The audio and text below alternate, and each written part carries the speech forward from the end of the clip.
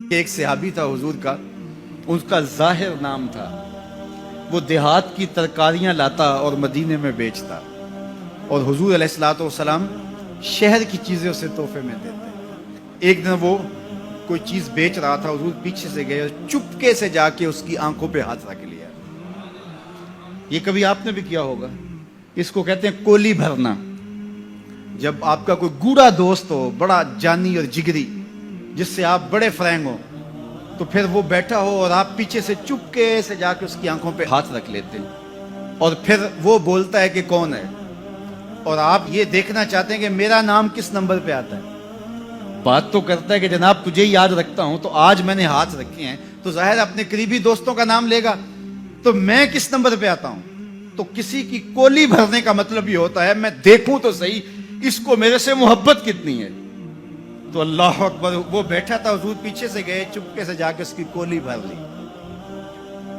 اب حضور کے ہاتھ آنکھوں پہ آئے ہوں اور سینے تک ٹھنڈ نہ گئی ہو، یہ کیسے ہو سکتا ہے؟ اس کو نہ پتا چلا ہو کہ حضور ہے، بلکہ حدیث میں آتا ہے کہ وہ بولتا نہیں، حضور آنکھیں دبا رہے ہیں اور وہ بولتا نہیں، بلکہ جب اس کو یقین ہو گیا کہ حضور ہی ہیں تو اس نے اپنی کمر کو پیچھے حضور کے سینے سے جوڑ کے رگڑنا شروع کر دیا، اور حضور دبا رہے ہیں کہ یعنی وہ بتائے کہ میں کون ہوں، لیکن وہ بولتا ہی نہیں ہے۔ مجھے میاں صاحب یاد آئے، لوگ تو اس کو مجاز کے معنی میں لیتے ہیں، میں یہاں یہ شعر پڑھتا ہوں۔ سفنے دے وچ ماہی ملیا تے گل وچ پا لیاں باواں، سفنے دے وچ ماہی ملیا تے گل وچ پا لیاں باواں، ڈر دی ماری اکھ نہ کھولاں متاں پھر وچھڑ نہ جاواں، ڈر دی ماری اکھ نہ کھولاں متاں پھر وچھڑ نہ جاواں۔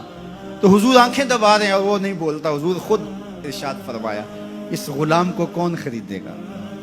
تو اس نے کہا حضور مجھے کس نے خریدنا ہے، میں تو بہت سستا ہوں۔ فرمایا تو بہت مہنگا ہے۔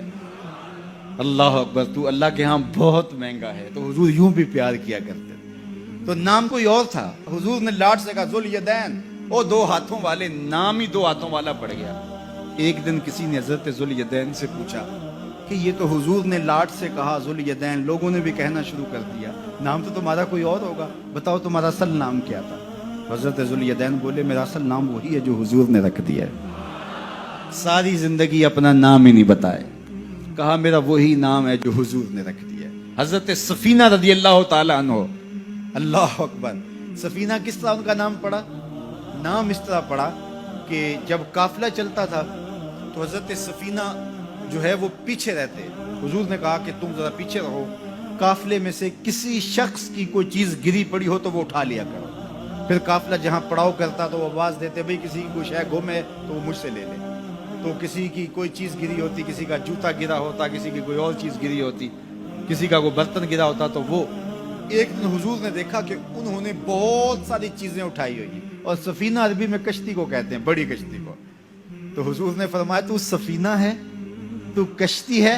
اللہ اکبر، نام ہی سفینہ پڑ گیا۔ ایک قافلے میں بچھڑ گئے، پیچھے رہتے تھے، بچھڑ گئے، قافلہ نکل گیا۔ اب جنگل ہے اور کوئی رستہ سجھائی نہیں دے رہا۔ خیر کیا دیکھا کہ ایک شیر ہے، انسانی بو سونگ کے حملہ آور ہونے کے لیے آگے بڑھا۔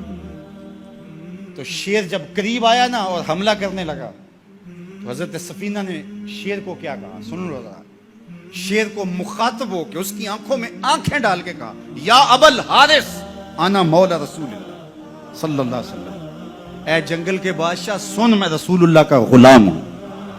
بس آپ کے کہنے کی دیر تھی، اس نے دم ہلانا شروع کر دیا، اور وہ آگے آگے چلتا تھا۔ راوی لکھتا ہے کہ وہ آگے آگے دوڑتا تھا اور آوازیں نکالتا تھا، اور اگر اور کوئی جانور ہوتا تو اس کو بھی کہتا پیچھے ہٹو۔ وہ پروٹوکول گاڑی نہیں ہوتی، وہ پروٹوکول کے طور پہ آگے آگے چل رہا تھا، یہاں تک کہ قافلے تک پہنچا کے پھر واپس آتا ہے۔ جو خدا اور رسول کا ہو جاتا ہے زمانہ اس کا ہو جاتا ہے۔ تو کہا کہ تم کس کی تلاش میں لگے ہو، آؤ ذرا ان کے ہو کے تو دیکھو۔